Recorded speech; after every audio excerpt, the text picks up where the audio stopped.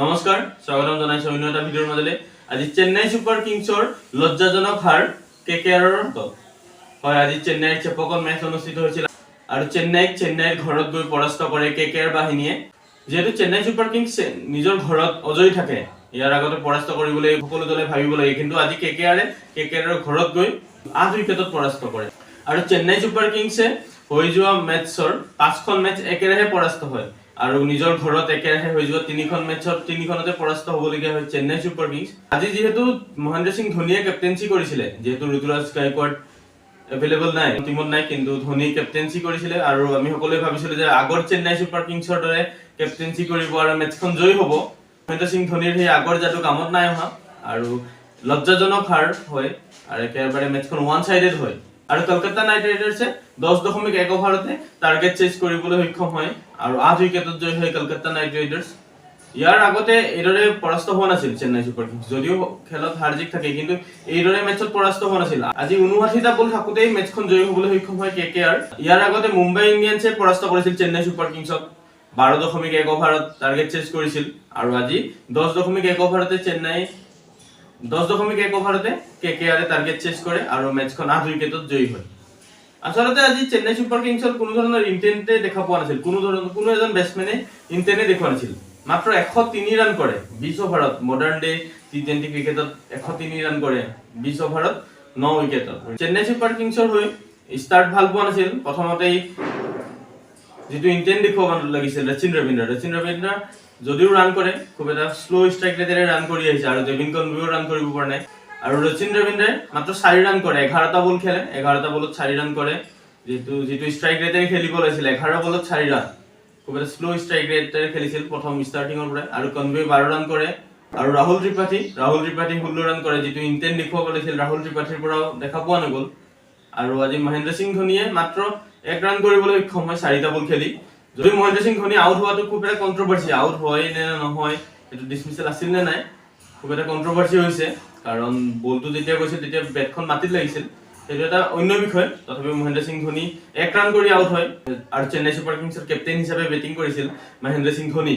শিৱম দুবে যিজন impact player হিচাপে আহিছিল, তেওঁ অকমান ইন্টেন্ট দেখুৱাইছিল, 31 ৰান কৰে 29টা বলত। বাকি কোনো ধৰণৰ বেটসমেনসকল কোনো ধৰণৰ ইন্টেন্টে দেখুৱা নাছিল যে ৰান কৰিব লাগে।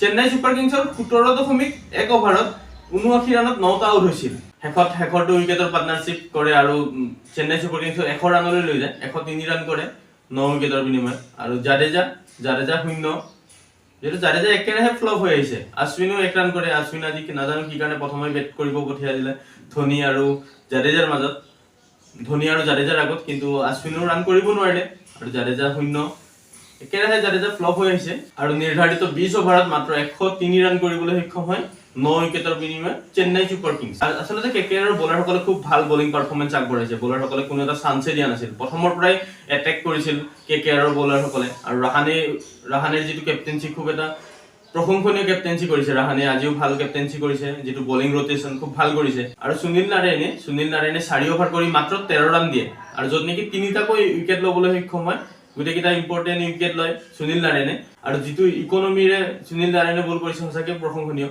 মাত্ৰ 13 ৰান দিয়ে 4 অভাৰত আৰু লগতে বৰুণ চক্ৰৱৰ্তীয়ে 4 অভাৰত 22 ৰান দি 2টাকৈ উইকেট ল'বলৈ সক্ষম হয় আৰু লগতে হৰ্ষিত ৰাণাও 4 অভাৰত 2টা উইকেট লয়, মাত্ৰ 16 ৰান দিয়ে হৰ্ষিত ৰাণা। খুব এটা ভাল বলিং পাৰফৰমেন্স আগবঢ়াইছে কেকেআৰৰ হৈ। 104 ৰানৰ টাৰ্গেট চেজ কৰিব আহি কলকাতা নাইট ৰাইডাৰ্ছে ষ্টাৰ্ট খুব এটা ভাল পাইছিল। কুইণ্টন ডিকক আৰু সুনীল নাৰায়ণে ওপেন কৰিব আহিছিল। নাৰায়ণে 18টা বলত 44 ৰান কৰে আৰু মেচখন একেবাৰে কলকাতাৰ হাতলৈ লৈ যায়, চেন্নাই ছুপাৰ কিংছৰ পৰা একেবাৰে বাহিৰ কৰি আৰু আৰম্ভণিতেই মেচখন কেকেআৰৰ হাতলৈ লৈ যায়, যেহেতু 18টা বলত 44 ৰান কৰে আৰু কুইণ্টন ডিককে 23 ৰান কৰি আউট হৈ যায়।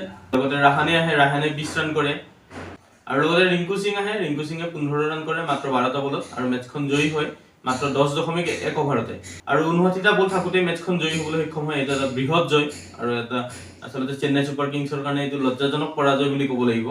আৰু লগতে সুনীল নাৰায়ণে player of the match award পাবলৈ সক্ষম হৈছে, যিহেতু সুনীল নাৰায়ণে বহুত এটা ভাল বলিং পাৰফৰমেন্স আগবঢ়াইছে। 4 অভাৰত 13 ৰান দি 3টা উইকেট আৰু বেটিং কৰিব আহি ওপেন কৰিব আহি 18 ৰানত 18টা বলত 44 ৰান কৰে সুনীল নাৰায়ণে আৰু মেচখন কেকেআৰৰ হাতলৈ লৈ যায়।